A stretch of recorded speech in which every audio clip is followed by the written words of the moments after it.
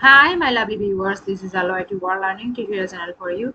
Today in this tutorial, I am going to show you how to background apps permissions mail power optimize, which have been recommended in PC or laptop in Windows 11. So for this case, we will go to the search option here. We can search it easily. Settings, click where we can go the apps as because we have installed these apps. Which apps? Mail apps. So we will write the mail apps, mail.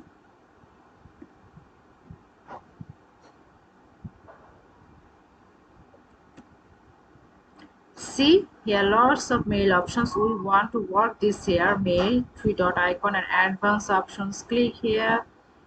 So here it has always, we will work on the background apps permissions. Let this app run in background always. So I want the power optimize which have been recommended. So click here.